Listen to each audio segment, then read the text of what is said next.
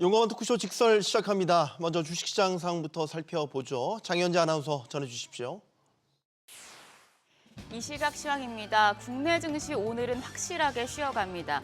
뚜렷한 호재가 없는 상황에서 간밤 뉴욕 증시도 숨고르기 하며 마감한 영향인데요. 현재 지수를 보시면 코스피가 0.6% 내림세로 3,100선을 반납했습니다. 3,088포인트에서 움직임 보여주고 있고요. 코스닥도 0.9% 가까이 내려갑니다. 791포인트 가리킵니다. 유가증권 시장 수급 상황 보시죠. 오늘도 메이저 수급 주체 양 매도가 이어집니다. 현재 외국인 1,806억 원 팔아내고 있고 기관 역시 1,455억 원 매도 우위 기록합니다. 이런 가운데 개인만 홀로 3,256억 원 순매수하고 있습니다. 코스닥 시장에서도 외국인과 기관 모두 팔아냅니다. 외국인이 1,289억 원 매도 우위 기록하고 있고 기관 역시 150억 원 가까운 팔자 포지션 취하고 있습니다. 이런 가운데 여기서도 개인만 홀로 1,487억 원 순매수합니다. 코스피 시총 상위 종목 거래가 확인하시죠. 최근 허니문연료 급등한 IT와 인터넷 업종에서 차익 실현 움직임이 나타나고 있고요. 다만 이 부분을 SK하이닉스가 강세를 보이면서 어느 정도 막아내고 있습니다.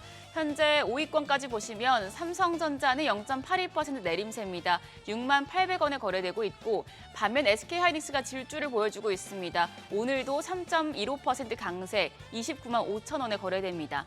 삼성 바이오로직스도 0.3% 오름세 보여주고 있고요. 반면 LG 에너지솔루션이 0.25% 내림세로 거래가는 29만 7,500원. 시총 5위에 네이버가 내려가고 현대차가 다시 5위권에 올라와 있습니다. 다만 주가는 하락하고 있는데요. 2.53% 내림세로 거래가 21만 1,500원입니다. 6위부터 10위 보시면 두산 에너빌리티가 6위입니다. 1.37% 오름세로 6만 6,700원에 거래되고 있고 네이버가 현재 7위까지 내려와 있습니다. 오늘 6.35% 내려갑니다. 거래가는 26만 5천 원. KB금융이 0.5% 내림세고요. 반면 삼성전자 우선주가 0.2% 강세, 한화 에어로스페이스도 오늘은 1.64% 반등합니다. 거래가 87만 원으로 집계되고 있습니다. 코스닥 시총 상위 종목도 확인하시죠. 지금 5위권 내에서는 에코프로비엠만 상승불 켰습니다. 1.3% 오름세로 에코프로비엠 거래가 10만 6,800원으로 집계되고요. 에코프로 보합입니다. 밖에 나머지 종목들은 약세인데요. 알테오젠이 0.9% 내림세로 38만 6,500원. HLB가 시총 4위로 내려가면서 3.2% 약세 보여주고 있습니다. 거래가 4만 8,050원입니다. 더불어서 레인보우 로보틱스 오늘은 2.7% 내림세 보여집니다. 28만 8,500원에 거래되고 있습니다. 6위부터 10위도 보시면 파마 리서치는 상승합니다. 1.56% 강세 이어가면서 48만 8천 원. 반면 펩트론이 0.5% 가까이 내려가고 휴젤도 0.4% 약세 보여주고 있습니다. 한편 클래시스는 0.47% 오름세 보여줍니다. 거래가는 6만 3,500원. 리가켄바이오 오늘은 하락합니다. 0.5% 내림세로 현재 10만 8,200원으로 거래가 집계되고 있습니다. 특징적인 부분 체크하시죠. 오늘 반도체 섹터가 주도주로서의 모습을 보여주고 있습니다. 그중에서 고대역폭 메모리 HBM 관련주가 상승세 시현 중인데요. 간밤 뉴욕 증시에서 엔비디아가 4% 넘게 급등하면서 시총 1위를 탈환한 데다 마이크론이 호실적을 발표한 점이 호재로 작용하고 있습니다. HBM 관련주 내에서는 미래반도체 23% 가까이 시세 분출합니다. 거래가 19,080원이고요. 한미반도체도 7.18% 오름세로 10만 4,500원대, 10만 4,600원에 거래되고 있습니다. IMT도 1%대 오름세입니다. 거래가는 1,210원으로 집계됩니다.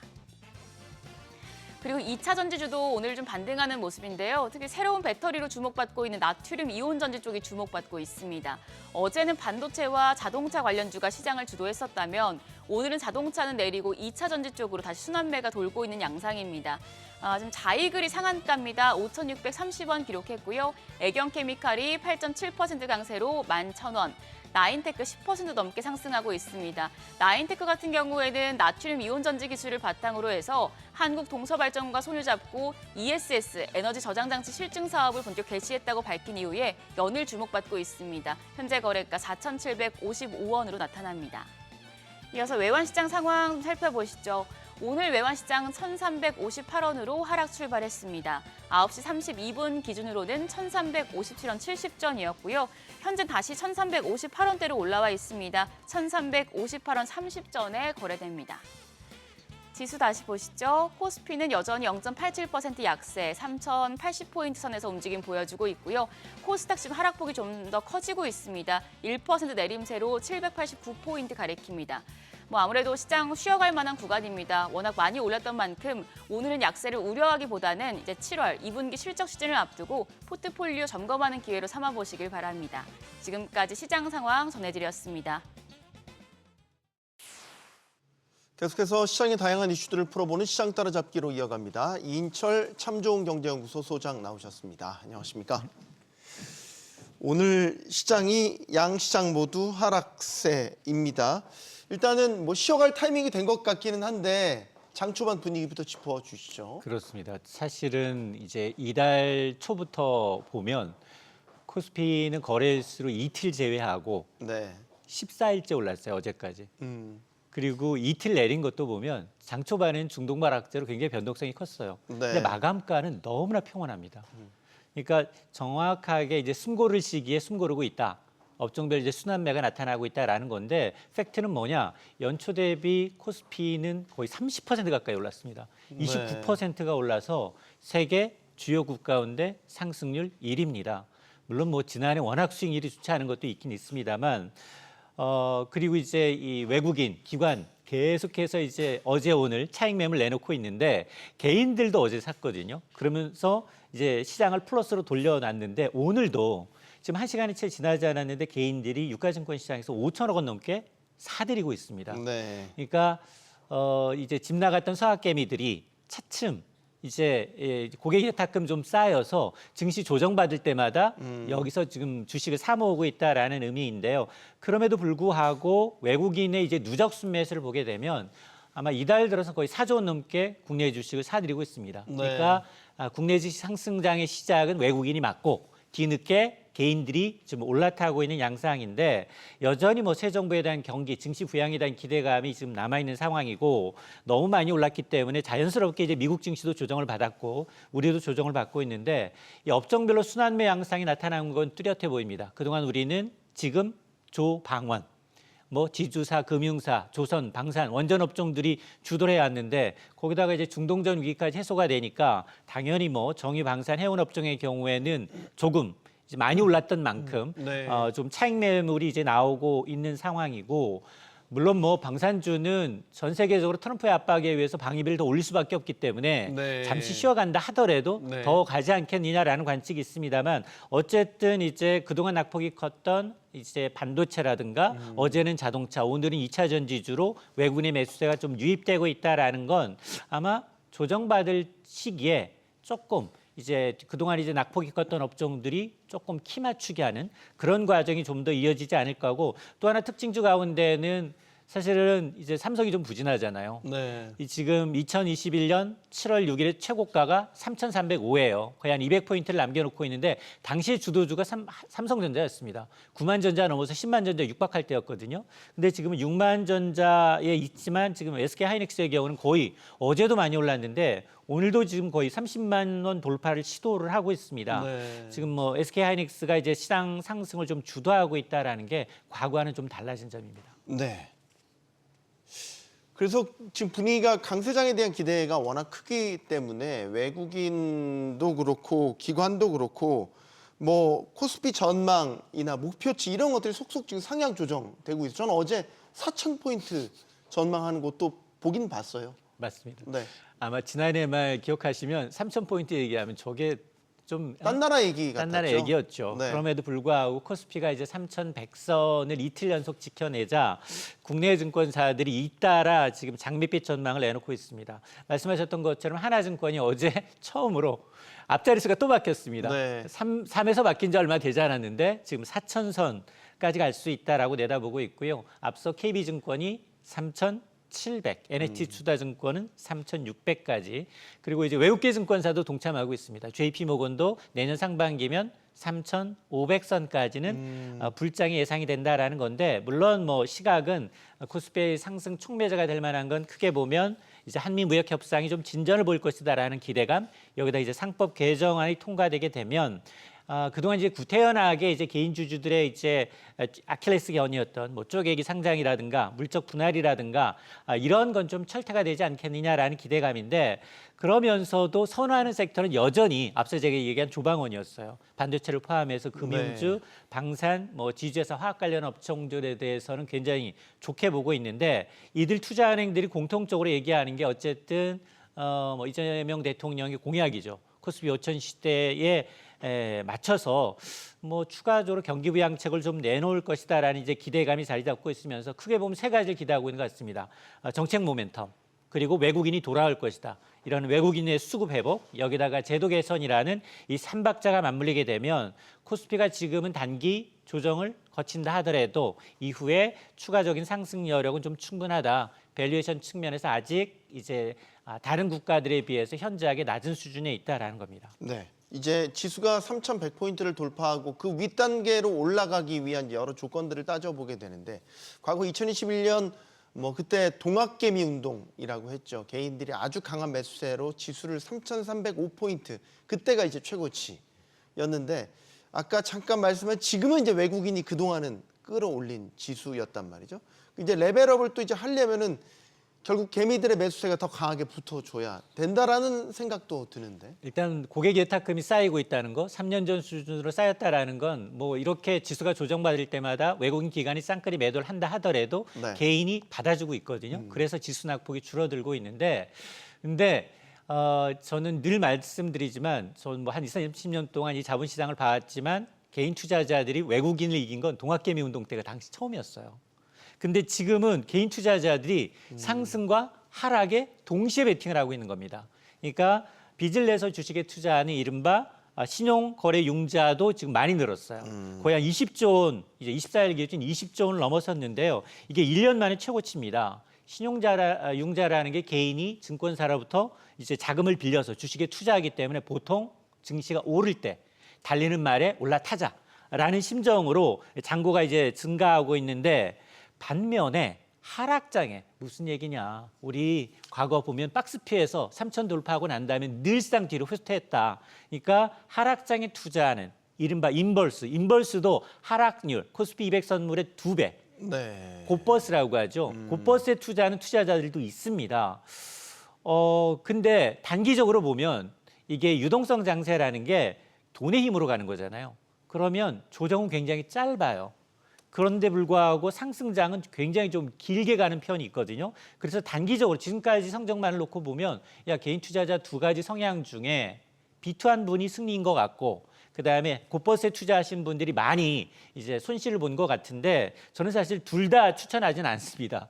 이게 빚을 내서 투자한다 하더라도 이게 지금 기한에 쫓이다 보면 대차장고 반대 매매에 들어갈 수가 있고 그리고 이제 곧버스는 지금 이와 같은 이제 유동성 장세에서는 상당히 증시 상승률의 2배 가까이 이제 하락률을 초래할 수 있기 때문에 네. 아직까지도 이제 우리나라 증시의 밸류에이션은 중립 수준이고 외국인들이 매수세, 정책 모멘텀이 남아 있기 때문에 좀 더 가지 않겠느냐. 쉬면서라도 좀 더 갈 수 있다라고 보고 있기 때문에 아마 개인 투자자들이 코스피는 3,100선 올라왔지만 잔고가 좀 비어서 돈 번 사람이 없다라는 얘기가 나오는 이유가 이처럼 이제 극과 극. 물론 뭐 이걸 어떻게 볼 것이냐. 일부에서는 이게 좀 과열 신호가 아니냐라는 얘기인데 뭐 그런 분석도 있습니다만 오히려 한쪽으로 상승만이 아니라 상승과 하락이 동시에 베팅하고 있다라는 건 과거보다는 오히려 좀 균형 잡힌 시장 감각을 개인 투자자들이 보여주는 게 아니냐라는 이 지적도 있습니다. 개인들이 더 똑똑해졌다라는 생각도 드는군요.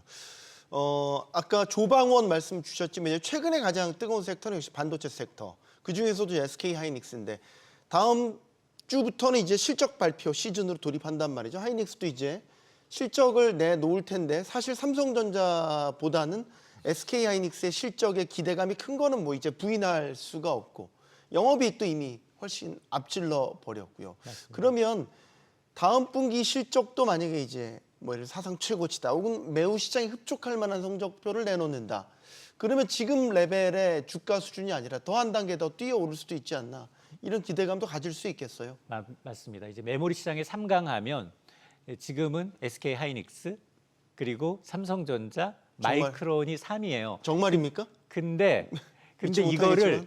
HBM만 한정시켜 놓으면 압도적으로 SK하이닉스가 1위고요. 네. 그리고 2위가 아쉽게도 삼성전자가 아니라 마이크론입니다. 마이크론이 오늘 새벽에 정말로 어닝 서프라이즈 수준의 실적을 내놨어요. 네. 여기는 분기가 이제 3분기인데 회계 기준이 조금 다르기 때문에 3분기인데 매출, 영업이익 그리고 4분기 가이던스까지 모두 예상치를 웃돌았습니다.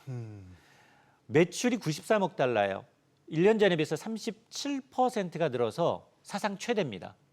예상치 88억 달러를 크게 웃돌고 있고요. 영업이익이 165% 늘었습니다. 이게 이 삼성전자보다 많은 것 같은데요. 3조 4천억 원, 24억 9천만 달러. 이것도 예상치를 웃돌았고요. 주당 순이익도 1달러 91센트입니다.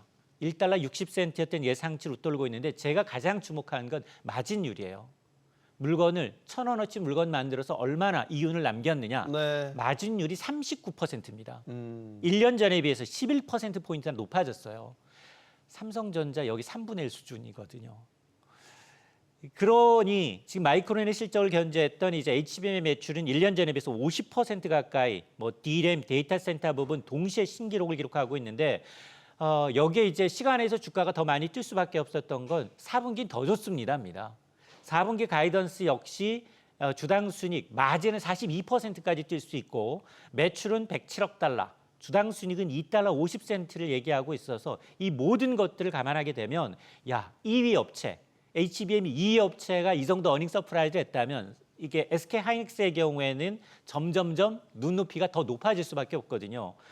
그래서 이 증권사들이 제시하고 있는 이제 2분기 영업이익 전망치가 9조 원을 넘어서고 있습니다. 네. 자 그러다 보면 아마 HBM 시장에 있어서만큼 지금 시장 점유율이 하이닉스가 한 70%에 이제 육박을 하고 있기 때문에 1분기에 이미 삼성전자를 제치고 D램 점유율 이제 1위로 올라온 상황이기 때문에 아마 삼성전자보다는 SK하이닉스가 주도주가 되지 않겠느냐라는 건데요. 물론 리스크는 남아 있습니다. 아직 지금 트럼프가 반도체에 대한 품목별 관세 이제 조사를 하고 있지 시작을 하지 않았거든요. 여기에다가 중국에 대해서 중국산 공장에 대해서 삼성과 SK하이닉스가 이제 미국산 기술이 들어가 있는 반도체 장비의 수출을 제한하겠다라고 밝혔기 때문에 이런 부분이 어떻게 영향을 줄 건가는 좀 리스크 요인입니다만 그럼에도 불구하고 지금 증권사들은 계속해서 SK하이닉스의 목표 주가를 높이고 있고 외국인들조차도 이달 들어서만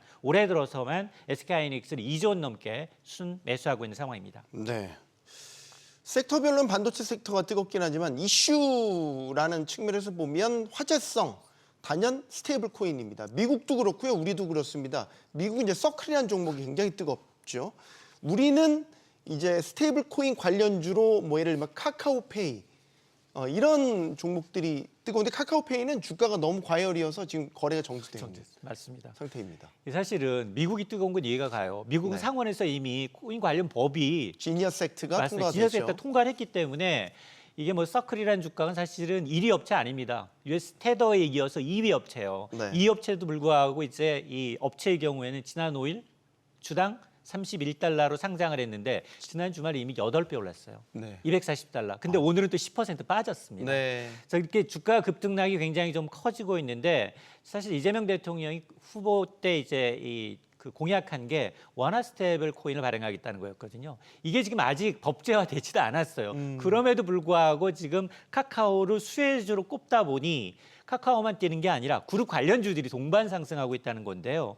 한 달 동안 주가 3배 올랐어요. 네. 실적만 들여보면 좋지 않습니다. 너무 지금 김치국국 먼저 마시는 게 아닌지 좀 우려가 되는데 어쨌든 뭐 상표 관련해서 이제 원화 스테이블 코인을 발행하게 될 경우 한 18건에 달하는 이제 상표권을 좀 출원했다. 물론 여기만 출원한 건 아니에요. 지금 은행들 대부분이 이제 관련 이제 선점하기 위해서 상표권을 출원하고 있는 상황이고 여기를 주목하고 있는 이유는 이제 선불 충전금입니다.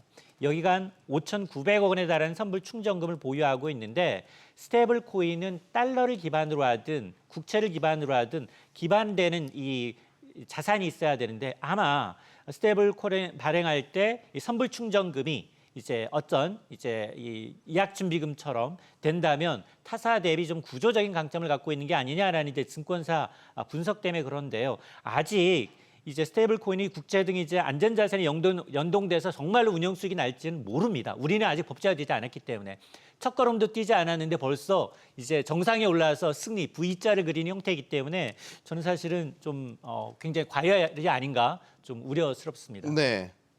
사실 스테이블 코인 관련해선 어제 한은도 그렇고 그다음에 BIS에서도 우려스럽다. 통화로서의 역할 혹은 외환 시장에 대한 우려 뭐 여러 가지 이유를 담아서 스테이블 코인에 대한 부정적 보고서를 내기도 했죠. 자, 미국장 알아볼까요? 미국장도 좀 쉬어가는 흐름을 보였습니다. 맞습니다. 미국장도 나스닥만 좋아요. 나스닥 100은 이미 전고점을 찍었고요. 그런데 이제 숨고르기 양상을 보였습니다. 나스닥만 0.31% 올랐을 뿐 다우와 S&P 500 지수는 약보합인데요. 일단 중동 위기가 해소된 이후에 이 시장을 이끌 만한 호재성 재료가 별로 없는 데다가 전고점에 육박을 하니 나스닥과 S&P 500 지수가 전고점에 육박을 하니까 매수 심리가 다소 위축된 영향이 좀 있었습니다. 네. 다만 이제 나스닥이 장중 2만 선을 또 돌파를 했는데 기술주 가운데 엔비디아가 단연 뭐 지수 상승을 주도하고 있습니다. 4% 넘게 급등을 해서 사상 처음으로 주당 150달러를 웃돌고 있습니다. 젠순왕 CEO가 이제 연례 주총을 통해서 뭐라고 얘기했느냐? 이제 AI 강자에서 로봇 시장 최강자로 거듭나겠다라고 얘기를 했거든요.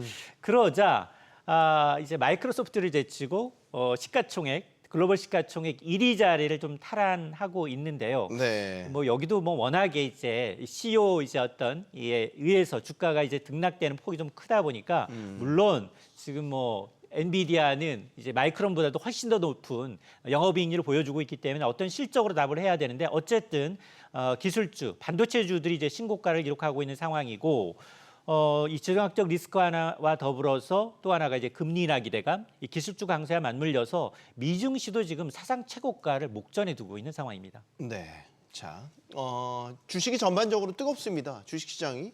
어쨌든 중동 사태에 대한 리스크도 이제 벗어던지면서 투자 심도 많이 개선된 모습을 보이고 있죠. 이런 지정학적 리스크랑 상관관계를 아주 기묘하게 갖고 있는 게 대체적인 안전자산 이런 것들도 있고 또 아까 스테이블 코인 이야기했지만 가상자산에 대한 관심도 계속 뜨거운데 사실 친가상자산 정부를 표방했던 트럼프 행정부가 들어서고 나서 의외로 그렇게 뭐 가격이 되게 많이 오르거나 환경이 되게 많이 바뀌거나 그런 건 없어요. 오히려 스테이블 코인 쪽으로 약간 포커스가 옮겨간 느낌도 있고요. 맞습니다.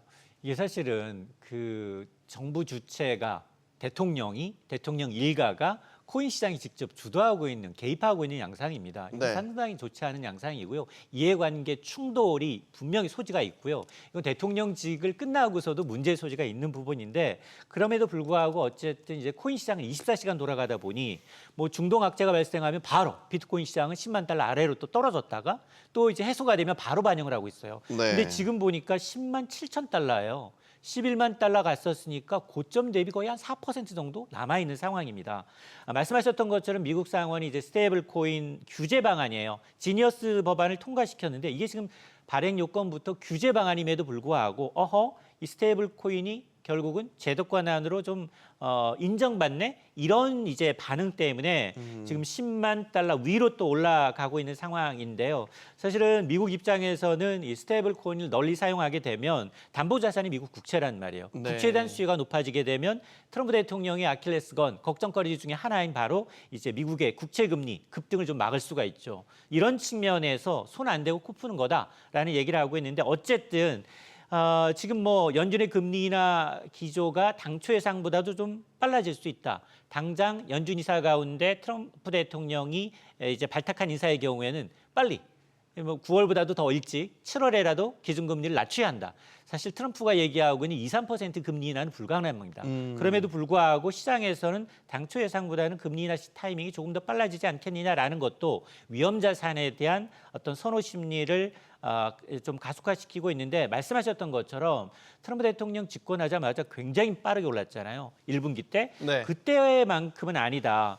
그리고 이제 저항선 부분에 있어서 제한적인 이제 상승세가 좀 겹치다 보니까 상승폭은 기대보다는 좀 못 미치는 양상입니다. 그리고 이 1등 코인인 비트코인을 제외하고 알트코인 같은 경우에는 아직도 반토막인 게 많습니다. 알겠습니다. 시장 따라잡기 여기서 마무리하겠습니다. 참 좋은 경제연구소 이인철 소장과 함께했습니다. 고맙습니다.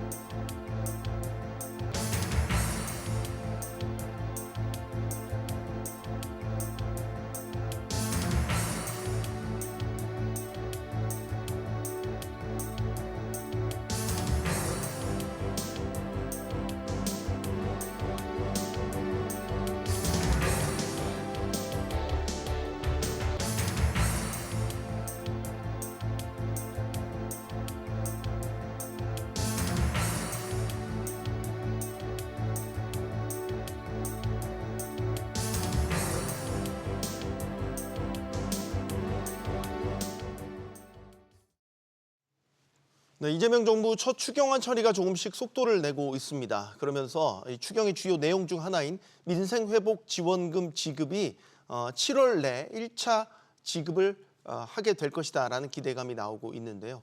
하지만 여야 이견과 같은 정치적 갈등은 빼고도 여전히 상위 10%인 15만 원만 지급하는 이런 선별 지급에 대한 논란도 계속되고 있습니다. 지난 코로나 팬데믹 시기였던 2021년 선별 지원 논란이 반복되는 것은 아닌지 이런 우려도 나오고 있죠. 이참에 현금성 지원에 대한 명확한 기준을 마련하는 건 어떨지 고민도 해봐야 될 것 같습니다. 오늘 머리를 맞대 주실 분들 소개하겠습니다. 한양여대 세무회계학과 오문성 교수 나오셨고요. 또 강원대 경영학과 이병헌 교수, 한국보건사회연구원 최현수 연구위원 나오셨습니다. 안녕하십니까? 네, 안녕하십니까? 용감한 토크쇼 직설은 SBS 비즈 뉴스 앱과 유튜브에서 실시간으로 시청이 가능합니다. 자, 이재명 대통령이 취임 후 처음으로 국회를 찾아 추가 경정 예산안과 관련된 시정연설에 나섰습니다. 이재명 대통령은 대선 후보 시절에 전 국민 보편 지원을 강조했지만 취임 후에 이제 첫 추경 편성에서는 보편과 선별을 섞는 이른바 하이브리드 방식을 택했습니다. 나름의 절충안이다라는 이제 평가도 나오고 있지만 논란도 여전한데 일단 이 절충안이 나온 것에 대해서 어떻게 보시는지부터 한 말씀씩 듣겠습니다. 연구원님께 먼저 여쭙겠습니다. 일단 그 선별과 보편을 혼합한 하이브리드 방식에 대해서는 적절한 제도 설계라고 평가할 수 있습니다. 특히 뭐 지역 소멸 지역 위기 지역에 대한 또 추가적인 지원, 또 저소득층에서 기초생활보장 수급자나 차상위 계층에 대한 추가 지원, 이제 이런 것들이 적절하게 혼합되면서 단순하게 그냥 보편적으로 지원하는 방식에서 이제 여러 가지 생길 수 있는 논란들을 좀 사전에 차단하기도 하고 또 그 취약계층에게 좀 더 충분히 지원하는 부분에 대해서 적절하다고 볼 수 있고요. 다만 이제 한 가지 오게티라고 할 수 있는 아쉬운 부분이 바로 지금 1차와 2차로 나눠서 지원을 하게 되는데 이제 2차의 경우에는 상위 10%에 대해서 배제하겠다. 결국 이제 하위 90%만 지원하겠다라는 부분이 하나의 지금 오게티면서 굉장히 큰 논란을 일으킬 수 있는 부분인데요. 크게 두 가지입니다. 하위 90%, 즉 상위 10%를 배제하는 게 제가 2018년도에 동일한 형태의 그 방식으로 지금은 보편적인 제도인 아동수당이 도입된 적이 있는데 네. 그 당시에 국회에서 하위 90%만 지원하는 형태로 도입된 적이 있습니다.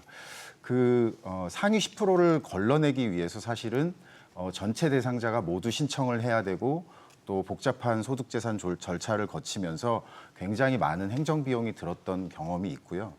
또 하나는 이번에 이제 그 2021년도 기억하시겠지만 긴급재난지원금 하위 88% 논쟁이 있었던 시기가 있었는데 그 내용을 그대로 반복해서 상위 10%를 제외시킬 때 건강보험료를 그대로 적용하겠다라는 부분이 아주 뭐 작은 뭐 좀 티일 수는 있지만 굉장히 파급력이 큰 문제점이라고 생각이 됩니다. 그래서 이 부분에 대해서는 전체적인 추경의 틀이나 이런 것들이 국회에서 진행이 되는 것과 동시에 좀 세부적인 대안에 대한 논의가 지금 필요한 상황이라고 말씀드릴 수 있습니다. 네, 오 교수님 의견 듣겠습니다. 예, 저도 이제 이재명 대통령께서 지금 새로 이제 취임을 하시고 나서부터는 보편복지에 보편적으로 기준으로 주는 거 이것보다는 이제 선별적으로 주는 걸 섞자라고 이제 말씀하셨고, 네. 저는 어찌 보면 이제 하나의 이제 국정 운영에 대한 어떤 모습을 보여주는 것이다.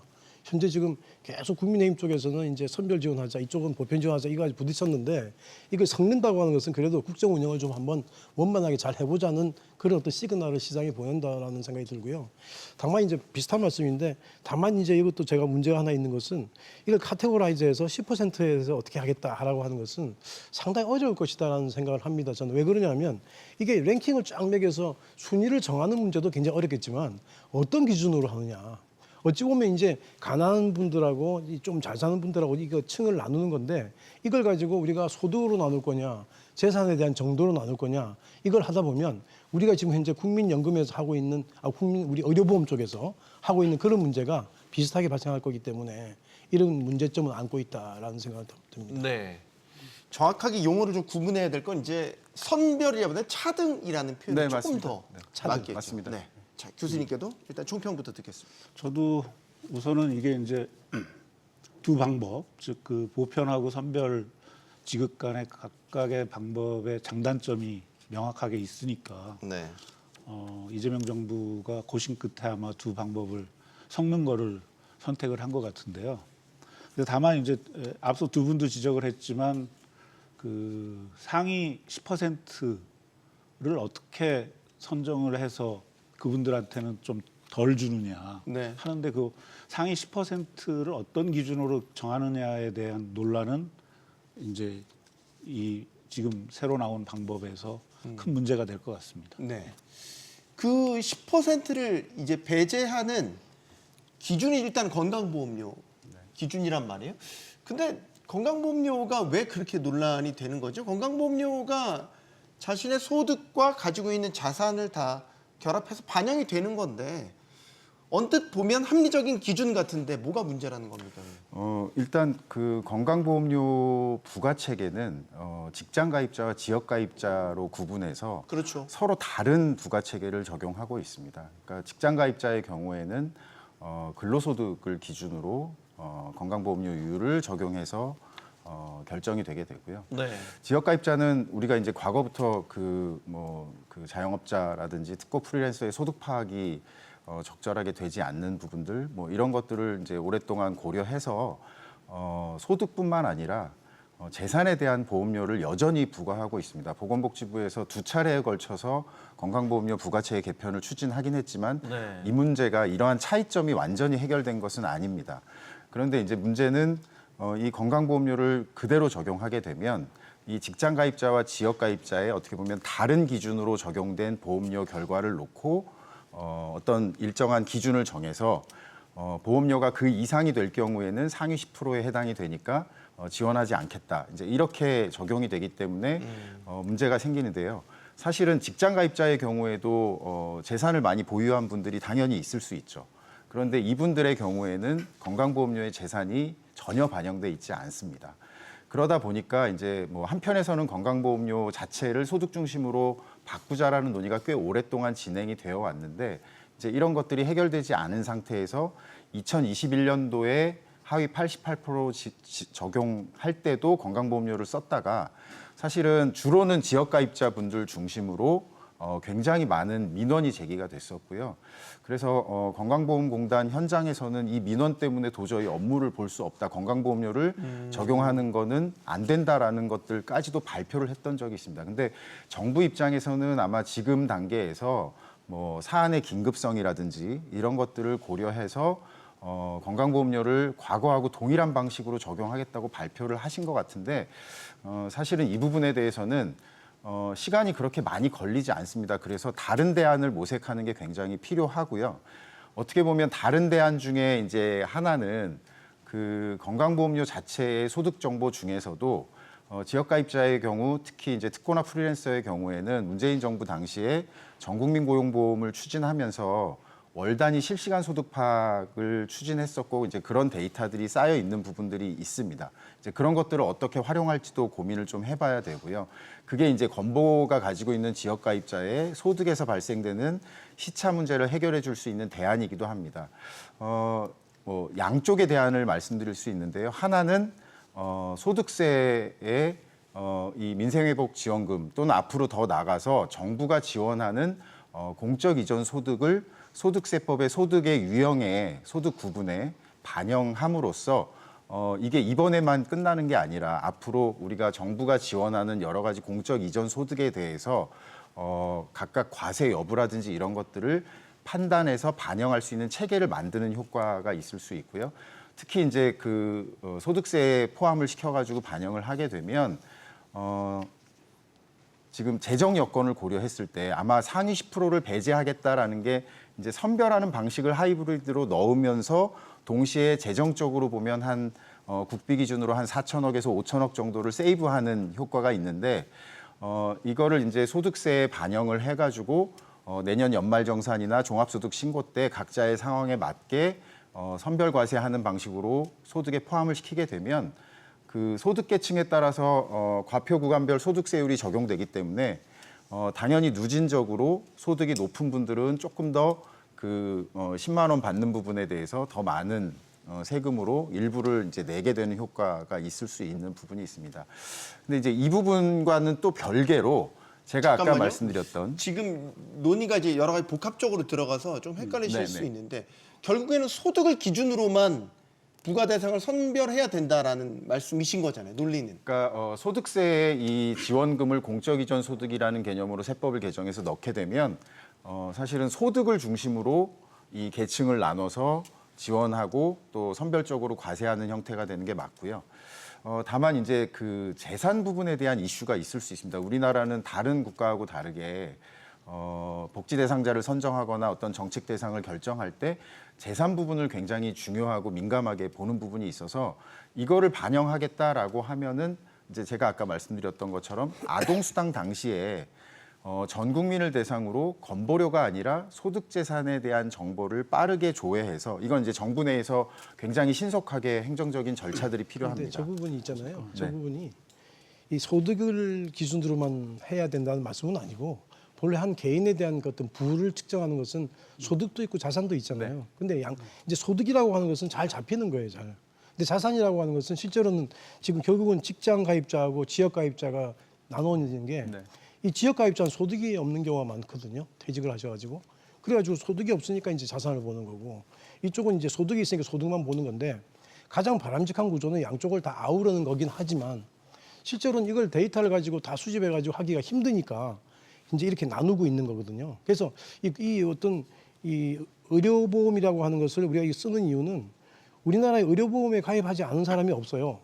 전 국민이 다 가입돼 있고 네. 여기에 대해서 짧은 시간 내에 데이터를 끌고 와서 층을 나눌 수 있다라고 하는 거 이런 어떤 장점 때문에 하고 있는데 정말은 이것이 정말로 그 사람의 어떤 그 개인적인 부를 이 부에 대한 대용치가 될 수 있느냐 하는 문제, 네. 징표화 될 수 있느냐 그거에 대해서 불만이 있는 거예요. 네. 그러니까 이의제기하는 거예요. 네. 그죠? 일단 민원이 아니, 많이 근데 네. 그거보다도 더 문제는 사실은 상위 10%에 대한 개념 정립이 안 돼 있는 거예요.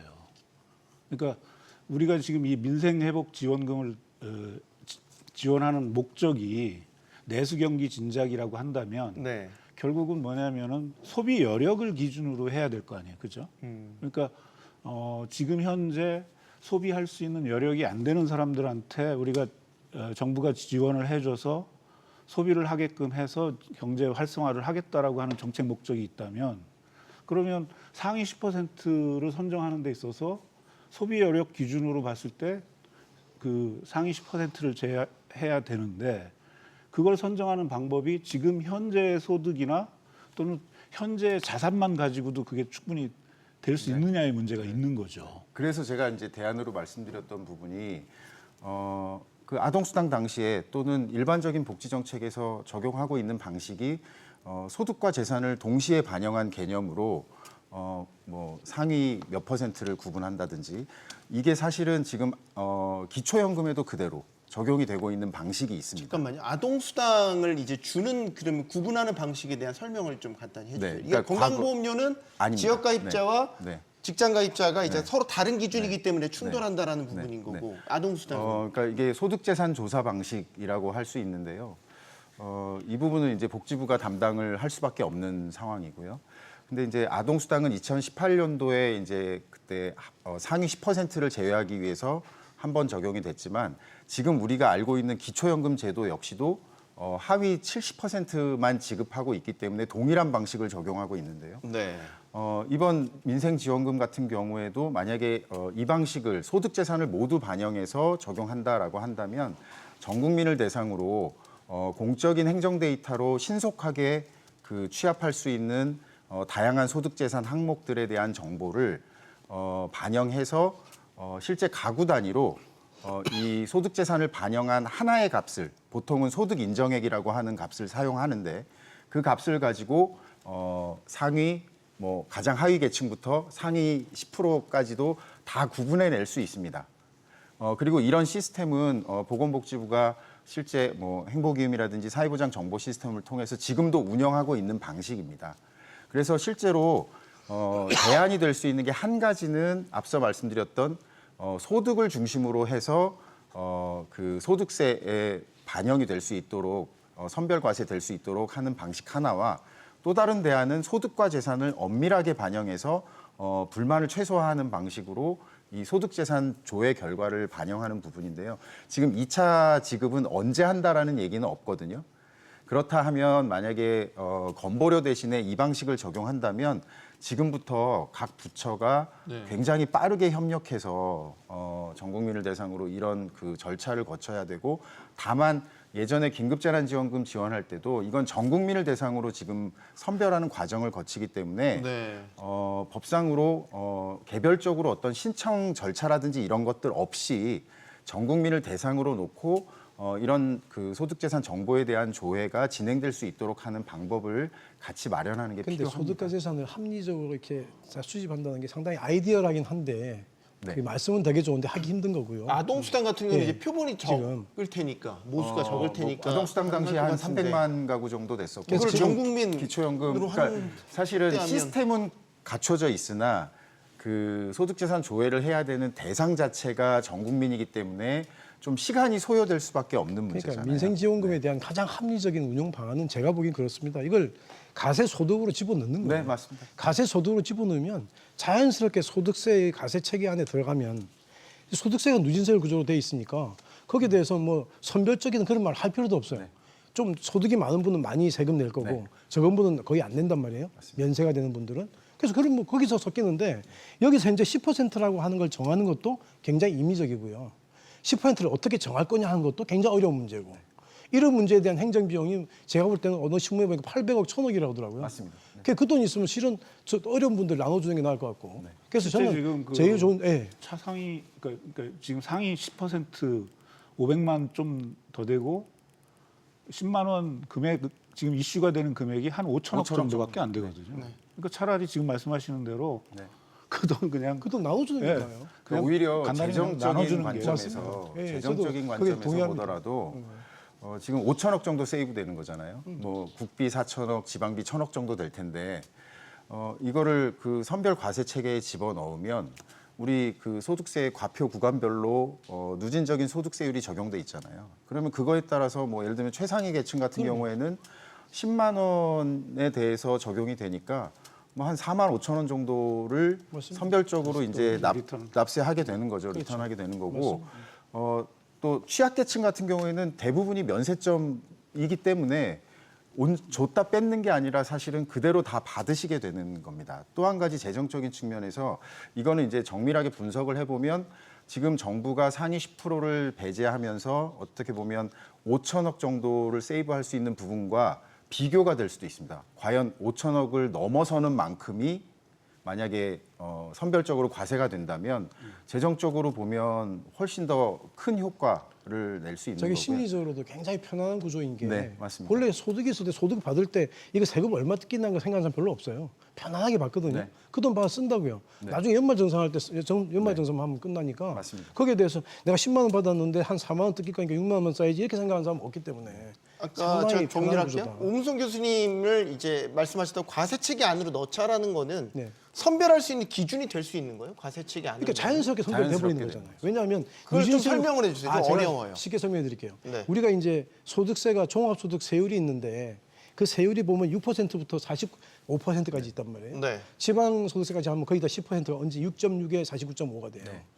이거 이제 소득이 많은 분들은 그게 소득으로 들어가니까 다만 소득세법에 우리가 소득으로 카운트하기 위해서는 소득세법이 어느 소득인지는 입법을 해줘야 됩니다. 그건 해주면 국회에서 해주면 되고 그걸 해주게 되면 그 소득 안에 들어가서 그 소득 안에서 우리의 종합소득 기본세율에 대한 적용을 받기 때문에 부자들은 좀 소득이 많은 분은 49.5, 소득이 적은 분은 6.6이나 아예 안 내거나 뭐 이렇게 되니까 우리가 선별적으로 할 필요를 할 이유가 아니 없는 지급할 거죠. 때는요. 지급할 지급할 때는 때는 동일하게 다 다 주고. 동일하게 다 주고 네, 네. 나중에 이제 그 소득세 예. 율에 따라서 맞습니다. 맞습니다. 그러니까 내고 더 맞습니다. 나중에 환급하고 이제 그러니까 하는 거를 받을 땐 똑같이 말도 받고 제대로 안 나오네.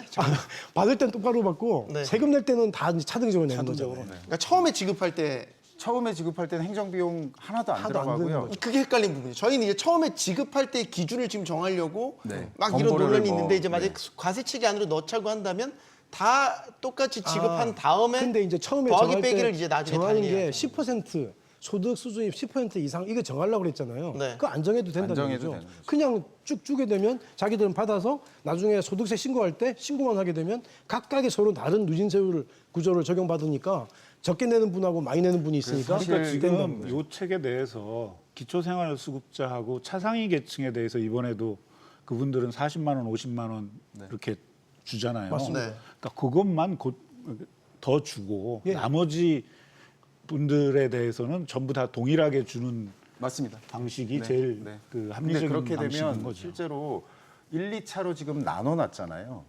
그것도 사실은 굳이 그렇게 할 필요가 없습니다. 물론 이제 1차 지원의 효과를 좀 봐가면서 뭐 2차 지원을 하겠다는 의도인지는 모르겠으나 사실은 2차를 나눠놓은 이유가 만약에 상위 10%를 제외하기 위한 거였다면 네. 지금 말씀드리는 방식으로는 그렇게 그 1, 2차로 나눌 필요도 할 없고요. 필요도 없죠. 네. 근데 그거는 또 다른 추경 효과적인 측면에서는 제한 사항이 있는 게 똑같이 동일하게 지급되는 부분이 있지만 지금 이제 선별 기준에 따라서 15만 원 최대 50만 원 30여만 원의 차이가 난다는 말이죠.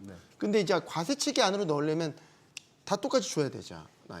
아, 근데 똑같이 이제 주지만 줄어들 거 아니에요? 아닙니다. 그 수급자나 차상위 계층은 어차피 이미 수급 자격을 기준으로 주는 거기 때문에 네, 그거는 그건 이미 판정이 가능합니다. 그럼 근데- 그분들 근데 지금 나머지 앵커- 마지막 남은 10%. 근데 아니, 앵커께서 아니, 그거에 대한 어렵게 생각하시는 게 지금 교수님 말씀하실 때 차상위 계층에는 더 주고 하는 걸 말씀하셨잖아요. 저는 그걸 생각하신 게 아니라 예를 들어서 25만 원에 대한 50만 문제입니다. 주더라도 그 텍스 시스템 안에서 거기서 누진세율 구조가 적용되면 각각이 나눠진다는 거죠. 그러니까 지금 그 말이 조금 헷갈리긴 했는데요. 뭐 그렇게 할 수도 있어요. 할 수도 있지만 일반적으로는 제가 말씀드린 거는 똑같은 금액을 지급하고 거기서 우리가 누진세율 구조에서 갈라내자는 그런 뜻으로 말씀을 드린 아니 거거든요. 어차피 지금 그 기초생활수급자라든지 차상위 계층은 면세점 밑에 있기 때문에 아 그러니까 그분들은 좀 거기 더 어차피- 줘도 네.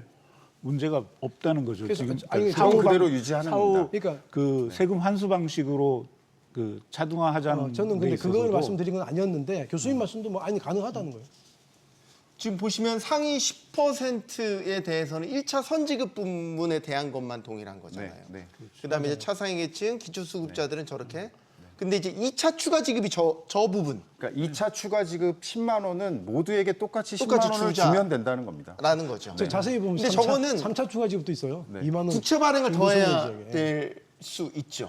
아니요, 재정 부분은 사실 왜냐하면 지금 상위 10%한테 안 줘도 되는 10만 원 부분을 다 똑같이 줘야 되는 제가 거예요. 이제 그 말씀을 드렸던 건데 그게 지금 한 5천억 정도 5천억 됩니다. 정도밖에 안 되니까. 그런데 이 선별적으로 과세 체계에 집어넣게 되면 가장 낮은 면세점 이하인 분들을 제외하고 가장 낮은 분들은 지방소득세까지 하면 6.6%, 그다음에 최고 세율 구간은 49.5%를 다시 그 나도 모르게 그냥 과세를 하게 되는 거거든요. 그 재원이 내년 초에 얼마나 다시 정부로 세입으로 잡힐지는 뭐 사전에 시뮬레이션을 해볼 수도 있고요. 나중에 결과를 볼 수 있는데 제가 생각할 때는 지금 5천억을 아끼기 위해서 수많은 논란을 거치면서 행정 비용을 들여가면서 하는 걸 다 고려했을 때 네.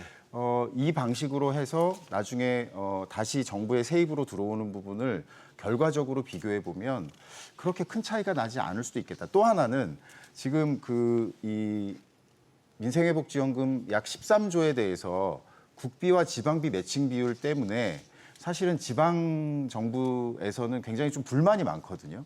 뭐 기본적으로 8대2, 뭐 서울은 7대3 이렇게 한다고 하는데 사실 이 선별과세 방식으로 가게 되면 실질적으로 국세인 소득세와 지방소득세 역시도 그 일정한 비율에 따라서 9대1 정도로 다시 세입으로 들어오게 되기 때문에 이런 것들을 동시에 감안해서 뭐 지금 현재 지급될 때의 국비 지방비 비율을 조정한다든지 또 나중에 이제 선별적으로 과세가 됐을 때 지방 역시도 일정 부분의 그 세수가 다시 들어올 수 있는 그런 부분도 있습니다. 이게 쉽게 설명드리면 13조 2천억이라고 하는 것이 우리가 민생회복지원금에 들어가는 예산이잖아요. 네. 근데 이걸 텍스 시스템 쪽에 돌려버리면 그중에서 세금이 걷어질 테니까 네. 그중에서 줄어드는 거죠. 그 금액이. 내 순금액은 줄어든다. 일단 저희는 시청자가 이 이해하시고 이걸 딱 저희 토론 안에 같이 들어오시는 게 제일 중요해서 제가 거듭 여쭤보는 겁니다.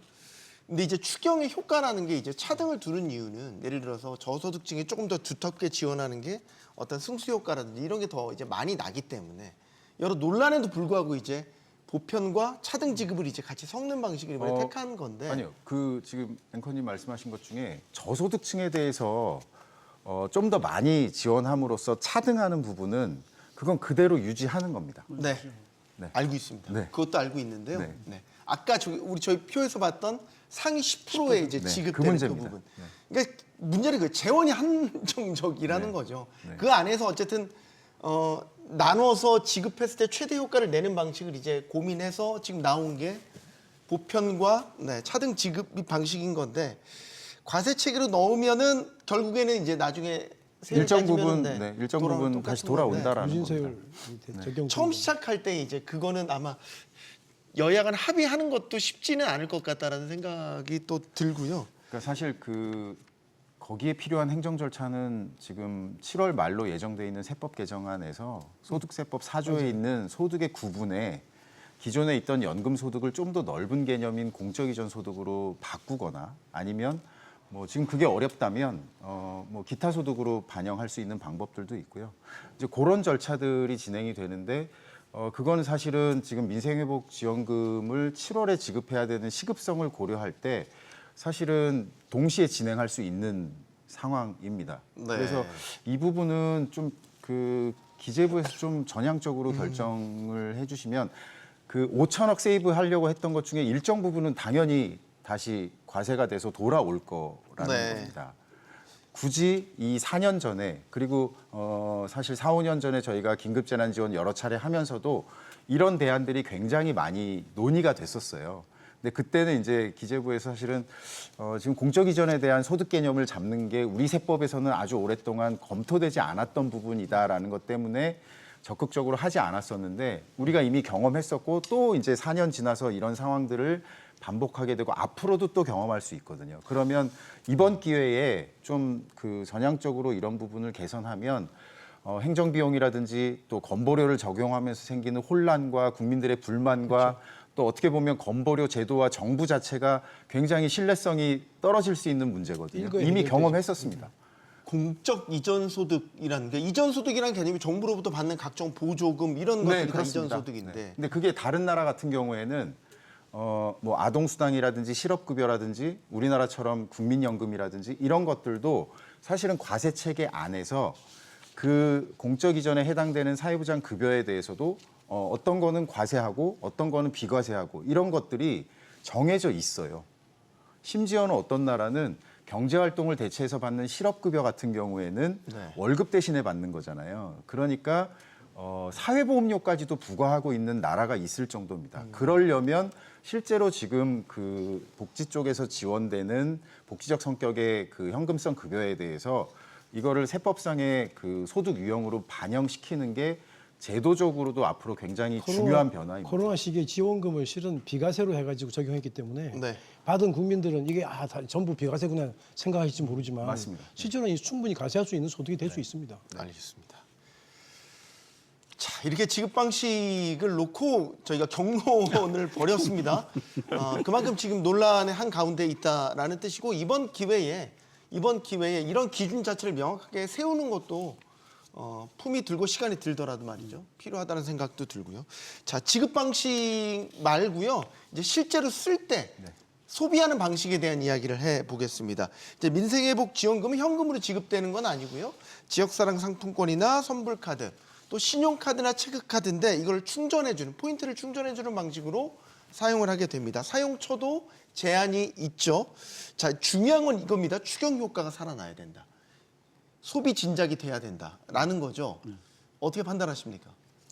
글쎄요, 과거 2021년도 코로나 때 이런 민생 회복 지원금을 지원을 했을 때 과거 사례를 보면 뭐 한 10조 원 정도를 지원을 하면은 그 중에서 대략 한 4조에서 5조 정도의 소비 진작 효과가 있다 이런 얘기를 하고 있기 때문에 단기적으로 아마 지금 총 한 13조 정도를 지금 우리가 지원을 하는 거니까 7, 8조 정도의 소비 진작 효과는 있겠죠. 근데 이제 저는 조금 이게 단기적인 어떤 효과는 있겠지만 장기적으로는 크게 도움이 되지 않을 수도 있다. 네. 그 이유가 지금 우리 내수 침체라든지 소상공인 자영업의 어려움이 구조적인 문제에 있기 때문에 그러니까 이를테면 예를 들어서 소득의 어떤 양극화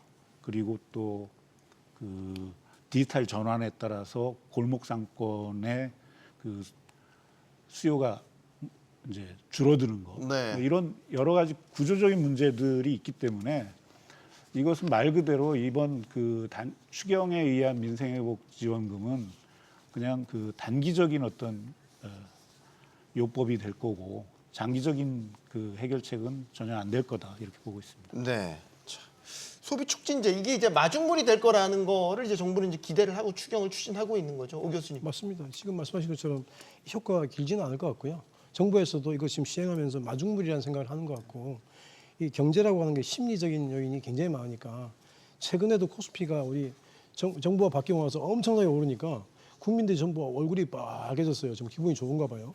근데 이런 상태에서 지금 자본시장에 대한 여러 가지 규제도 풀어버리고 저 합리적으로 제도가 돌아가게 되면 여기다 불을 붙는 거거든요. 이러한 좋은 쪽으로. 그래서 저는 뭐 지금 요번에 이제 이 민생회복지원금에 대한 효과는 저 코로나 때보다는 좀 클 거다 이런 생각을 합니다. 왜냐하면 코로나 때는 그때 뭐 우리가 거리두기 뭐 이런 거 하고 막 여러 가지 움츠린 상태에서의 어떤 환경이었다면 지금은 그런 환경은 아니거든요. 그래서 지금 주식시장도 상당히 좋고 사람들이 이제 새로운 뭐 정부에 대한 뭐 어떤 기대라든가 이런 것도 좀 있는 시기예요. 그래서 이런 부분에 대해서는 상당히 우리가 예전에 있었던 어떤 소비 진작 효과보다는 조금 더 클 수 있다라는 생각은 해봅니다. 네. 최영관님께도 의견. 저는 뭐 당연히 효과가 있을 거라고 생각이 되고요. 이제 두 분께서 말씀해주신 것처럼 이제 구조적으로 이 마중물 역할을 하는 민생회복 지원금을 통해서 구조적으로 우리가 개선해야 되는 여러 가지 정책들 이제 이런 것들을 좀 신속하게 거기에 같이 연결시켜가는 부분들 좀 필요할 것 같다라는 생각이 들고 그다음에 이제 저희가 그 당시에 긴급재난지원금 때하고 조금 다르게 지금은 이제 지역화폐라는 부분을 굉장히 강조하고 있습니다. 네. 그렇기 때문에 사실은 이제 온라인에서의 어떤 이런 소비 촉진이나 이런 것들보다도 좀 지역을 거점으로 하는 상권에서의 소비나 이런 것들이 긴급재난지원금 때보다는 뭐 거리두기라든지 이런 활동 제한이 지금은 없는 것과 더불어서 좀 더 지역 경제에 도움이 되지 않을까라고 생각을 하고 있습니다. 네. 저희 시청자 의견이 올라와서요. 소개해 드릴게요. 이제 10%를 선별하는 문제에 대해서 선별하려면 뭐 이게 비유적인 표현입니다. 이해해 주시기 바랍니다. 공무원 수당이 더 나을 것 같다라는 거예요. 그만큼 이제 행정 비용이 많이 들어갈 것 같다라는 거죠. 차라리 그냥 그 돈을 주는 게 더 낫지 않겠냐 뭐 이런 이야기를 해 주셨고 반대 의견도 있습니다. 이게 소득세뿐만 아니라 재산세까지도 반영해서 기준에 삼자 이렇게 또 반대 의견도 분명히 있습니다. 굉장히 의견이 팽팽하다라는 걸로 이해를 하겠습니다. 자, 이번 추경의 또 다른 핵심 내용은요. 소상공인 자영업자의 부채 탕감입니다. 여당인 더불어민주당은 필요하다는 입장이지만 야당인 국민의힘은 이번 추경으로 정부 재정 부담이 커질 것을 우려하고 있습니다. 양측의 목소리 들어보겠습니다. 일정 수준의 채무를 정부가 매입해서 소각 부채를 탕감하기로 했다라고 하는 점을 말씀드립니다. 재정을 확장적으로 사용하게 되면 물가 상승 압력으로 나타납니다. 국가 채무가 늘어날 가능성이 많습니다. 국가 채무에도 부담이 되는 그런 추경을 지금 하겠다는 거니까 두 가지 점에서 문제점이 소상공인 비탕감에 대한 여론조사 결과를 봐도 찬성과 반대가 거의 비등비등합니다. 굉장히 팽팽하거든요. 어쨌든 포함됐습니다. 편성 안에는 말이죠. 교수님. 소상공인 비탕감 문제 여러 논란에도 불구하고 필요하다고 보십니까? 네, 저는 이게 이제 우리가 2021년 코로나 팬데믹 때 네. 다른 나라와 달리 우리나라에서는 주로 이제 소상공인에 대한 지원을 그때 당시에 어떤 현금 지원이라든지 이런 게 아니고 주로 이런 정책자금 대출 그리고 또 은행의 어떤 대출 이거에 굉장히 의존을 했었어요. 근데 그때 당시에는 금리가 상당히 낮았습니다. 네. 그래서 큰 문제가 안 됐는데 코로나 이후에 각국이 이제 긴축 재정을 하면서 금리가 크게 올랐고 그러면서 이제 그 코로나 시기에 대출받았던 소상공인들의 부채가 이제 그 원리금 상환은 그 고금리 하에서 이제 원리금 상환을 해야 되는 시점으로 돌아와 있어서 굉장히 어려운 상황이고 또 그에 따라서 최근 보면은 그 폐업률이 소상공인들의 폐업률이 굉장히 급증해 왔고 아마 거의 100만 명 이상이 폐업했다라는 그런 그 통계도 있는 것 같은데요. 그만큼 그 소상공인들이 어려운 상황이고 과거에 그 코로나 팬데믹에서의 집합 금지를 통해서 피해를 입었던 것들에 대해서 보상하는 차원에서도 채무 탕감은 좀 필요한 상황이다. 저는 그렇게 보고 있습니다. 채무탕감 오 교수님 어떻게 저는 보십니까? 이제 뭐 말씀하신 것처럼 그때 코로나라고 하는 특별한 시기였기 때문에 이제 채무가 많이 발생이 됐는데 다만 이건 있습니다. 우리가 채무를 탕감해 주는 문제는 채무를 탕감 받는 사람은 좋지만 열심히 어렵더라도 갚은 사람은 또 굉장히 정말 외로움을 느끼겠죠. 우울하고. 그래서 나는 이거 열심히 갚았는데 나에 대해서 어떤 혜택이 있나 이런 생각이 있잖아요. 그래서 이런 문제가 제가 이제 말씀드리는 거는 이 비탄감이라고 하는 게 결국은 이제 그때 특별한 시기를 고려해서 꼭 해줘야 된다 그러면 제가 볼 때 이거는 굉장히 분류 기준을 정치하게 만들어야 된다. 그래서 이건 뭐 그 분류 기준을 정치하게 만든다고 해서 굉장히 다 뭐 합리적으로 분류되는 건 아닙니다만 아까처럼 우리가 뭐 같이 넣어서 이렇게 누진세월 하는 것처럼 이렇게 행정비용 줄이자는 식이 아니라 이쪽에서는 정말은 정치하게 이걸 판단하는 기준이 있어야지 안 그러면은 열심히 어려운 속에서도 갚은 사람과 그냥 못 갚은 사람 중에서도 뭐 다는 아니겠지만 그냥 안 갚은 사람이 있을 수 있단 섞여 있을 수 있단 말이에요. 이 부분에 대한 분류는 분명히 이루어져야 된다. 저는 그렇게 생각합니다. 네. 이번 채무 그 탕감 대상에서는 이전과 좀 다른 부분이 있습니다. 업종 제한이 없어요. 이제 그런 것도 지금 좀 논란이 되고 있단 말이죠. 이제 여기 안에 그러면 뭐 전문직이라든지 이런 것들이 다 포함된다라는 얘기인 건데 그게 과연 형평에 맞냐라는 또 문제 제기가 있단 말이죠. 그러니까 그 방금 오 교수님께서 말씀하셨던 거랑 뭐 연결이 되는 내용인데요. 그 대상자를 누구로 할 것인지 굉장히 좀 정교하게 설계가 돼야 됩니다. 근데 뭐 예를 들어서 금융위에서 일일이 확인하는 게 어렵다. 뭐 최근에 대통령께서 국무회의 때 공직자들의 그 책임과 태도에 대해서 굉장히 강조하시거든요. 네. 정책의 수용성과 또 정책의 결과가 달라질 수 있다라고 강조하시는데 사실은 국민들이 받아들일 수 있는 어떤 그 정책을 설계하는 관점에서 볼 때 이 부분이 뭐 일일이 확인하는 게 어려워서 못하겠다. 뭐 이건 아닌 것 같고요. 이건 좀 맞지 않는 말일 것 같고 지금 굉장히 어려움을 겪고 있는 업종들이 우리가 통계를 통해서 분명히 확인할 수 있고 그래서 특히 소상공인들 중심으로 특히 어려운 업종들을 중심으로 이런 대상자를 선정하는 과정들 이런 것들이 좀 정교하게 마련이 돼야 되고 또 하나는 이제 구조적인 문제인데요. 이제 폐업도 많아지고 하면서 이게 그냥 단순하게 빚만 탕감해주고 끝나는 게 아니라 우리나라가 다른 국가에 비해서 이제 그 자영업자의 비율이 굉장히 높은 국가잖아요. 네. 그러면 구조적인 문제를 해소하는 차원에서 이런 빚탕감과 동시에 어떤 그 취업 지원 관련된 그 서비스라든지 이런 것들을 좀 좀 약한 조건으로라도 결합을 시켜서 실질적으로 자영업에서 뭐 취업 쪽으로 전환할 수 있는 것들을 이 비탄감과 더불어서 같이 시행하는 것처럼 좀 여러 가지 정책 패키지를 좀 같이 담는 것도 고민할 필요가 있습니다. 그래서 지금 두 분 말씀하신 대로 그 대상을 잘 선별을 해야 되는데 이미 이제 정부에서 지금 가지고 있는 안도 이게 이제 우선은 장기 연체자들 네. 그리고 그 다음에 소득 기준으로 봤을 때 중위소득의 뭐 60% 미만 그런 기준이 사업자들 있겠죠. 예.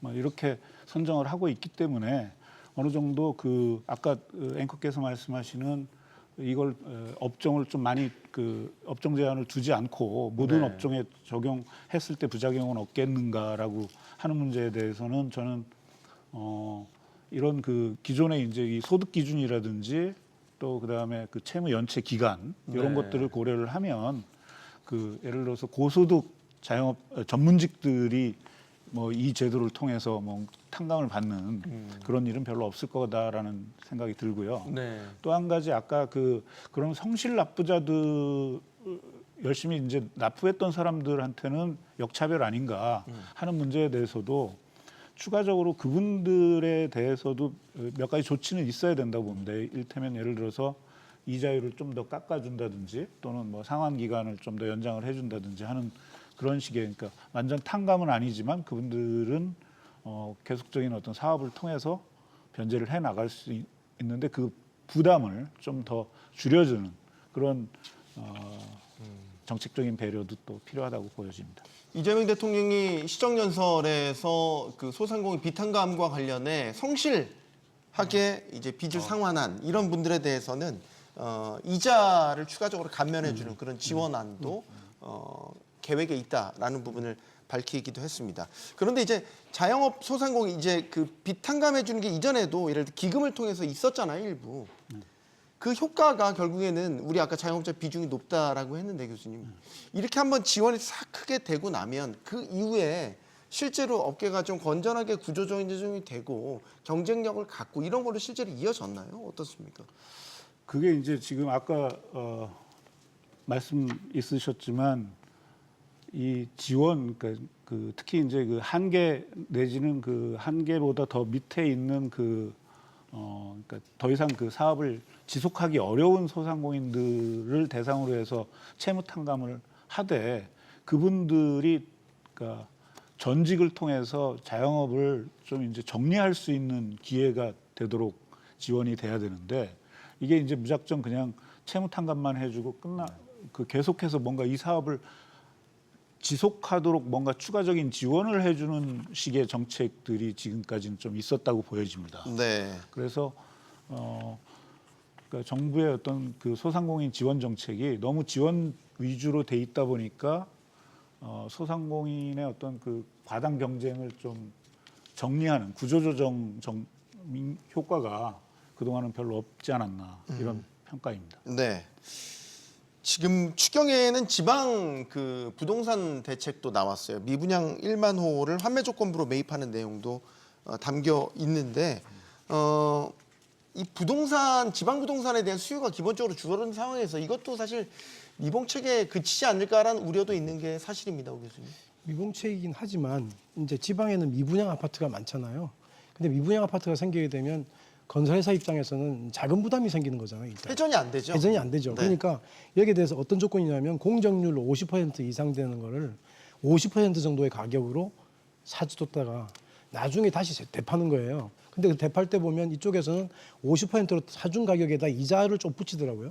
이자를 붙여서 하는데 일단은 뭐 이 건설회사들의 어떤 자금 부담에 대해서 일단 지원해 주는 거 당연히 긍정적이고요. 다만 이제 이것이 이제 궁극적으로 이게 구조적인 문제를 풀 수 있느냐는 실은 다른 문제죠. 하지만 지금은 뭐 어찌 보면 일단 살아야 되니까 구조적인 문제를 하는 건 시간이 좀 걸리고 눈앞에 벌어진 거는 정말 죽느냐 사느냐의 갈림길이 있으니까 이 부분을 풀어주겠다라고 하는 이제 정부의 어떤 지원이라고 봐야 되고요. 이게 뭐 지방 부동산에 대한 수요가 줄어드는 것은 어찌 보면 향후에도 이게 더 그렇게 풀릴 것 같지 않다. 지금 굉장히 지방하고 어떤 수도권하고의 어떤 역차별이 엄청나게 지금 차별이 되고 있거든요. 네. 그래서 이 문제가 구조적으로 푸는 것은 다른 문제로서 풀어야지 이거는 이제 하나의 미봉책이라고 하는 것은 분명한 겁니다. 돈이 많으면 그러니까 나라 예산이 풍성하면 원하는 곳을 다 쓰면 얼마나 좋습니까? 근데 이제 제한적이죠. 이번에 추경을 하면서 세입 경정도 포함이 됐습니다. 10조 3천억 원. 세입 경정이라는 건 이제 예산상의 세입이 이런저런 이유로 이제 생각보다 덜 들어올 것 같으니까 아예 세입 세출 계획을 다시 잡는 거죠. 거기에다 이제 국채 발행도 적재 국채 발행을 해야 되고요. 재무 상황 걱정을 이제 안 할 수가 없습니다. 특히 야당에서 이런 문제를 집중적으로 지금 제기를 하고 있죠. 2026년에는 이제 재무 비율이 50%를 넘어설 것 같다. 이런 전망도 나오고 있습니다, 교수님. 그래서 우리나라의 GDP 대비 국가 채무가 이제 그래도 한 50% 수준에 아직 그 정도죠. 그러니까 50% 조금 밑돌고 미만이죠. 있죠. 미만이죠. 8%, 그러니까 7%. 다른 이제 OECD 국가들이나 뭐 특히 뭐 이웃 일본 같은 경우에는 거의 뭐 200% 가까이 된다고 하니까 아직은 그래도 우리가 재정 여력이 있는 상태라고 저는 판단을 하고 있고요. 따라서 지금 그러니까 이재명 대통령 그 입장대로 그러니까 지금 좀 재정 여력이 있을 때 정부가 적극적인 재정을 통해서 미래 성장 동력을 성장 잠재력을 키워서 지금 그러니까 미래의 어떤 그 재정 악화를 더 그 미연에 좀 그 방지하는 차원에서 지금 적극적인 재정 투자를 해야 된다고 보여지고 그렇게 하면은 아마 이재명 정부가 어느 정도 목표치를 정해야 될 텐데 제 생각에는 아마 GDP 대비 국가 채무 비율이 이재명 정부 임기 말에 가면은 55%, 56%까지는 감수해야 되지 않을까 하는 게 저는 제 개인적인 생각입니다. 네, 감수해야 된다라는 거는 그만큼 적극 재정을 해야 된다. 일단 적극 재정이 확장 재정에는 기본적으로 동의를 하시는 것 네, 같은데 우리 이제 복지 분야도 그렇지만 네, 네, 네. 필수 지출 분야가 계속해서 계속 늘어납니다. 늘어나고 있잖아요. 이 구조를 바꾸긴 힘들 것 같고 사실 사실 고민은 뭐 딜레마는 그 부분은 세입이 많아지는 것도 아니고. 훨씬 더 정책에 대한 수요는 더 많이 늘어날 수밖에 없고요. 근데 지금 뭐 제2의 IMF라고 이야기할 정도로 굉장히 뭐 모든 분야가 어려운 상황이잖아요. 그러면 지금 이 상황에서 뭐 국가 부채도 중요하지만 그 숫자를 끌어안고 정부가 아무런 역할도 하지 않는다면 지금 이 상황을 어떻게 벗어날까요? 뭐 달리 방법이 없다고 생각하고요. 사실 거의 지금 같은 위기 상황에서 정부가 적극적인 노력을 할 수밖에 없는 상황이다라고 생각이 되고 저희가 그 코로나 경험할 때도 사실은 40%대에서 뭐 굉장히 많이 늘어날 거다라고 하면서 뭐 막 그 재정 건전성에 대한 이야기를 하면서 사실 다른 국가에 비해서 막 적극적으로 지원을 못했던 부분도 있고 네. 그런 것들이 이제 지금까지 계속 누적돼 왔던 부분이 있는데 사실 지금 같은 위기 상황에서는 정부가 확장 재정을 통해서 재정의 역할을 확대하는 것만이 어떻게 보면 가장 중요한 대책이 될 수 있다라고 생각이 되고요. 오히려 이제 국가 부채 비율은 사실 분모하고 분자가 있잖아요. 우리는 보통 분자에 있는 국가 채무의 총량을 가지고 또 많이 이야기를 하는데 뭐 잠재 성장률이 점점 이제 낮아질 가능성도 있고 그렇긴 하지만 좀 적극적인 재정을 통해서 성장률을 좀 반등시킬 수 있는 부분 그렇게 되면 이 국가 채무 비율에서 분모를 차지하는 GDP 그렇죠. 부분이 성장하게 되면 사실은 이 국가 채무 비율이 막 그렇게 우려하는 것처럼 빠르게 증가하지 않을 수도 있기 때문에 네. 지금은 GDP 정부의 대비 역할이 필요합니다. 국가 채무 비율이니까. 근데 오 교수님 재정 준칙 같은 경우는 이전 정부에서 추진했다가 결국 이제 흐지부지 됐는데 재정 준칙은 항상 필요하지 추진하고 않을까 싶어요. 필요하죠. 왜냐하면 재정 준칙이라고 하는 것은 그 준칙을 정했다고 해서 반드시 그걸 꼭 지킨다는 것보다 그래도 가이드라인을 가지고 있는 사람과 없는 사람은 목표가 있는 사람과 없는 사람은 이 활동이 틀리잖아요. 공부하는 애들도 내가 뭘 해야 되겠다고 공부하는 애하고 그냥 공부해야지 이건 틀리니까 재정 준칙에 대해서는 항상 누가 그래요. 재정 준칙 만들면 뭐하냐고. 맨날 만들어봤자 안 지키면 되지. 근데 그 안 지키더라도 특수한 경우에 안 지키는 상황이 발생되게끔 하는 거지. 그걸 가지고 뭐 아주 편하게 안 지키는 게 아니고 그러니까 그걸 정하는 것은 굉장히 의미 있는 일입니다. 근데 그걸 왜 지금까지 못 정했냐면 정할 때마다 그거를 꼭 그걸 지켜야 되냐 아니면 또 타이트하게 정해놓으면 그게 또 정부가 넘어가면 이거 정해놓고 넘어가면 다음 정부에서 그걸 지켜야 돼요. 그러니까 그걸 가지고 상당히 많은 논란이 있었는데 재정 준칙은 반드시 있어야 된다. 그리고 그것이 어느 정도는 합리적인 기준에 의해서 우리가 뭐 관리 재정 수지가 뭐 어떻게 돼 있고 몇 퍼센트고 하는 그런 기준들 정하잖아요. 네. 근데 그 기준이라는 게 절대적 기준이 될 수는 없어요. 어떤 상황에 대해서는 다를 수 있는데 하지만 그런 기준이 있는 것과 없는 것은 완전히 다르다라고 생각하는 거죠. 윤석열 정부 때는 사실 이제 법인세가 많이 줄어든 영향이 네네. 있어서 결손이 계속 발생을 했잖아요. 맞습니다. 예. 그건 좀 이제 상황이 나아지지 않을까 싶은데. 지금 법인세, 올해도 지금 법인세 10조를 세입 경정한 것은 법인세에서 한 뭐 4조 4.7조 그리고 부가가치세에서 그 정도 또 해서 대략 그 정도거든요. 그래서 이 지금 법인세라고 하는 것은 이게 경기가 좀 이렇게 좋아지면서 달아오르면서 이게 한 번 이게 좋아지고 계속 좋아지는 경향이 있고 한 번 나빠지면 좀 시간이 좀 걸리는 거거든요. 그래서 이 문제는 그렇게 우리가 급하게 볼 일은 아니다라고 생각을 합니다. 알겠습니다. 자, 추경 문제가요. 여야 또 자리 싸움으로 번지고 있습니다. 추경안 처리를 위해서는 국회 원구성에 합의를 해야 되는데 이 상임위원장 배분을 놓고 지금 여야가 첨예하게 부딪히고 있는 거죠. 걱정은 또 이겁니다. 이러다가 최적의 추격 타이밍 놓칠까인 거죠. 토론 마치겠습니다.